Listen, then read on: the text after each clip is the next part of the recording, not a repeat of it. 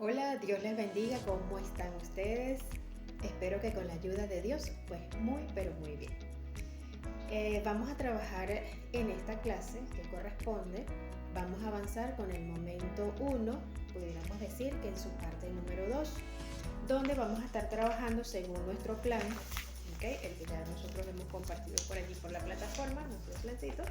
Vamos a trabajar con lo que es la contextualización de la realidad de estudio y también allí vamos a trabajar con lo que es las alternativas de transformación. Entonces acá en esta clase vamos a trabajar con esos dos aspectos importantes y también en la guía beta de esta sección se las dejé por allí también como material o recurso en la plataforma. Así que esta clase va a ser de apoyo y también esa guía beta va a complementar lo que va a ser esta clase que vamos a tener el día de hoy.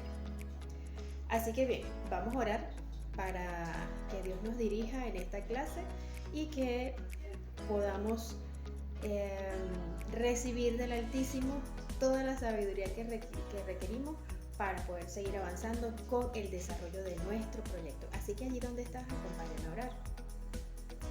Padre bueno y grande en misericordia, Señor, que estás en los cielos, te damos gracias por tus bendiciones, gracias porque nos acompañas. En especial, Señor, queremos pedirte que nos des sabiduría, Señor, inteligencia, para poder realizar o seguir avanzando, Señor, en el desarrollo de nuestro proyecto. Condúcenos, anímanos, ayúdanos, Señor, en todo para alcanzar el éxito.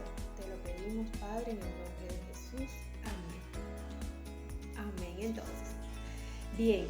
Entonces les estaba comentando que esta clase va a girar en torno a lo que es la contextualización de la realidad seleccionada para el estudio. Entonces vamos a trabajar acá con realidad del estudio y alternativas de transformación. En cuanto a la contextualización de la realidad seleccionada, en esta sección, jóvenes, van a trabajar o van a desarrollar algunos párrafos donde ustedes van a realizar un relato. Y ustedes dirán, ¿un relato sobre qué? Bueno, van a realizar un relato sobre lo que es el contexto de estudio de esa realidad que ustedes están seleccionando, ya sea organizacional, comunitario, ¿ok? Y allí van a explicar algunos detalles importantes. Se les sugiere que tomen para realizar esta parte introductoria, porque esta es una parte introductoria que se va a generar por ese diagnóstico participativo. ¿Recuerdan lo que es el diagnóstico participativo? Bien, tomando en consideración ese diagnóstico participativo, ustedes van a desarrollar un relato donde van a explicar algunos asuntos. Se sugiere que tomen en cuenta, por ejemplo, cómo se llegó al contexto de estudio. Es muy importante relatar eso allí. ¿Quiénes son los sujetos investigados? ¿Sí? Debemos resaltar allí esa información. ¿Cómo fue ese contacto? ¿Cómo fue ese feedback? ¿Cómo nos recibieron? ¿Okay? ¿Cuáles fueron las técnicas empleadas para recolectar la información cuando estuvimos en ese contacto en la comunidad o en la organización? ¿Será que fue a través de entrevistas no estructuradas? ¿Será que fue a través de una matriz DOFA? ¿Será que fue un grupo focal? Ustedes allí van a explicar todo eso. Bien, adicional a esto, o sea, después que ustedes detallen allí toda esa información, van a cerrar por acá esa idea de esa introducción de lo que se refiere a la contextualización de la realidad para el estudio. Van a detallar cuáles son las principales necesidades, cuáles son esas carencias que ustedes observaron allí, o cuáles son esas debilidades que ustedes diagnosticaron allí de forma participativa, interactuando con la comunidad. Entonces allí van a explicar en qué consiste cada una de ellas. Fíjense que en la primera sección de ese párrafo, donde están relatando toda esta situación de este contexto de la realidad del estudio, cuando llegan a esa sección de cuál es el problema o cuál es la situación más apremiante, allí en ese primer párrafo solo lo van a mencionar, lo mencionan y ya. En el segundo párrafo que van a trabajar, allí sí van a detallar cuáles son esas principales necesidades que ustedes están observando allí. Aquí un poco explicando en qué consiste cada una, o sea, ese es el detalle. Van a explicar muy detalladamente qué consiste cada una de esas necesidades, qué las está originando, por qué se están presentando, cuánto tiempo tienen, eso allí persistiendo en el tiempo. También se les pide acá detallar la jerarquización de necesidades. Ustedes van a indicar allí cuál de esas necesidades son prioritarias, es decir, van a establecer cierto nivel de prioridad en función a esas necesidades. Pueden usar la técnica, por ejemplo, la técnica de Hamblin, que allí también tienen material sobre esta técnica, cómo se aplica. De hecho, en la guía también aparece cómo se aplica esta técnica para que ustedes la puedan trabajar. Entonces, una vez que ustedes describen el proceso de jerarquización, entonces proceden a especificar la necesidad de la situación que ha sido seleccionada como prioritaria, porque es posible o seguramente va a ser así. Van a encontrar muchas necesidades que están en el entorno o dentro de ese contexto, pero ustedes van a elegir una, ¿verdad? La necesidad prioritaria, la van a identificar y con esa necesidad es que se va a trabajar. Acá, esta parte sí es muy importante que cuando ubiquen lo que es esa necesidad prioritaria, ustedes deben enmarcar ese detalle en función a lo que es la perspectiva administrativa. Eso es muy importante. Deben enmarcar todo ese detalle en función a una perspectiva administrativa. ¿Okay? Esa es como la base para ya sellar esta sección que habla sobre la contextualización de la realidad. Recuerden, acá solamente estamos haciendo es como una introducción para identificar exactamente de qué vamos a estar hablando, en qué aspectos vamos a estar profundizando, cuál es la necesidad prioritaria en la que vamos a estar trabajando. Así que hasta allí sería esa introducción. Muy bien. Luego vamos a estar trabajando con lo que es ya el desarrollo de la realidad de estudio. Aquí en esta parte sí se deben analizar y se deben describir ya con mayor profundidad en un relato la situación seleccionada como prioritaria. ¿Sí? En la parte introductoria nosotros solo mencionamos, ampliamos allí un poquito, nos referimos a la sección de que tiene que ver con esa necesidad prioritaria, cómo llegamos a incluir o a definir cuál era esa necesidad prioritaria. Hasta ahí va en la introducción. Vamos ahora a la realidad del estudio, entonces allí sí vamos a detallar plenamente cuál es esa necesidad prioritaria, los factores que la originan, las implicaciones que se derivan. Se recomienda la utilización de la técnica del árbol del problema, que también tienen por allí recursos para trabajar y aplicar el árbol del problema para el análisis de la información. También es importante describir el hecho de la realidad o situación que afecta el contexto de estudio. Entonces aquí tenemos que contrastar, ¿sí?, lo que es el ser, ¿okay?, con el deber ser. Entonces un asunto es lo que realmente está sucediendo, lo que está pasando, y otro asunto muy diferente es cómo debería realmente realizarse, cómo debería ser esa situación. Muy bien.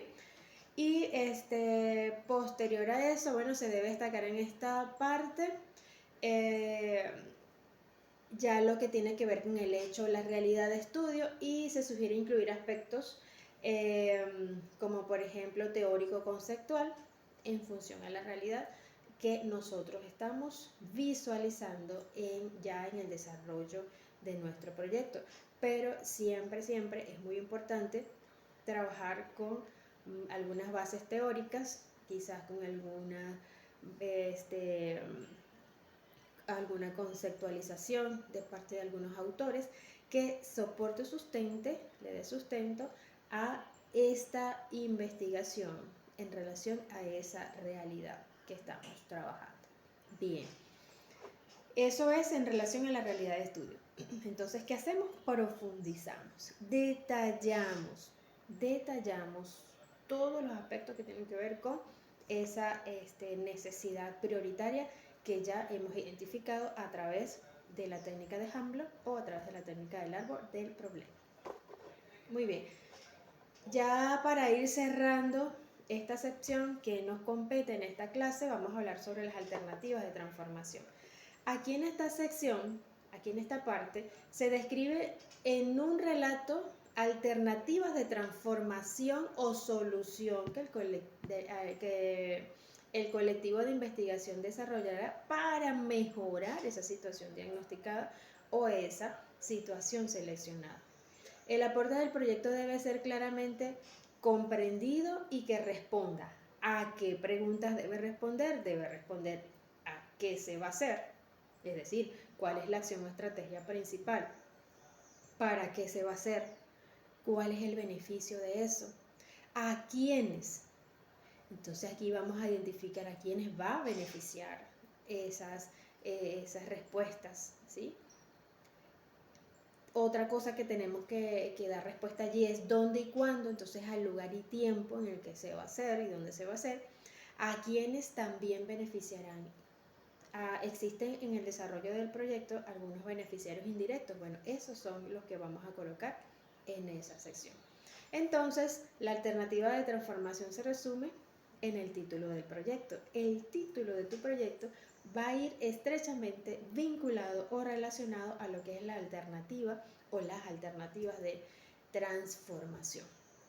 Bien, entonces, en esta sección hay un detalle bien importante que debemos tomar en cuenta y es el tema generador de mi proyecto. ¿Ya sabes cuál es? Te invito a ubicarlo allí en tu guía beta. Sin embargo, en esta clase te lo voy a hacer saber. En la guía beta te aparece que el tema generador para proyecto 3 es planificación, diseño, desarrollo e innovación de sistemas administrativos. Por ello es que cuando ubicas la alternativa, cuando ubicas la parte que vas a trabajar, ¿sí? Cuando haces el diagnóstico y ubicas cuál es la situación prioritaria, cuando desarrollas ese contexto, tienes que enmarcarlo en un contexto administrativo porque así lo demanda, ¿sí? O así lo requiere lo que tiene que ver con el tema generador. Recuerda, tu tema generador para proyecto 3 es planificación, diseño, desarrollo e innovación de sistemas administrativos. Ahora bien, por otro lado también debes tener en cuenta lo siguiente, y son las líneas de investigación. Toda investigación tiene que llevar un hilo, toda investigación debe estar enlazada a una línea de investigación específica, Y ya en unos minuticos te voy a explicar o a compartir cuáles serían esas líneas de investigación. Las líneas de investigación en total son 6. Son 6 las líneas de investigación que se trabajan o que están a la disposición para trabajar con nuestros proyectos sociointegradores. La primera línea de investigación es participación social en la gestión de las organizaciones. La segunda línea es la producción sostenible en los modelos productivos. Tercera línea de investigación está enmarcada en la construcción de un nuevo modelo que facilite la eficiencia de los procesos administrativos en el ámbito de la gestión pública. Línea número 4, modelo de producción y consumo para el desarrollo endógeno. Línea número 5, sistemas de distribución y abastecimiento. Y línea número 6, modelos administrativos. Esas son las 6 líneas de investigación en las cuales podemos nosotros apoyar nuestros proyectos sociointegradores. Entonces, en función de la esencia del proyecto, el ámbito de aplicación, cuál es esa necesidad, objeto de estudio o esa necesidad premiante, en función a ello vamos a delimitar o a delinear toda la investigación en función a una de estas líneas de investigación. Así que es importante, muy muy importante, que cada uno de ustedes identifique desde ya cuál es la línea de investigación en la cual va a fundamentar o va a delinear su proyecto sociointegrador. En nuestra siguiente clase vamos a estar trabajando un poco con lo que tiene que ver con los propósitos de la investigación, ¿sí? En los objetivos o los propósitos generales y propósitos específicos. Así que no te pierdas la próxima clase. Dios te bendiga.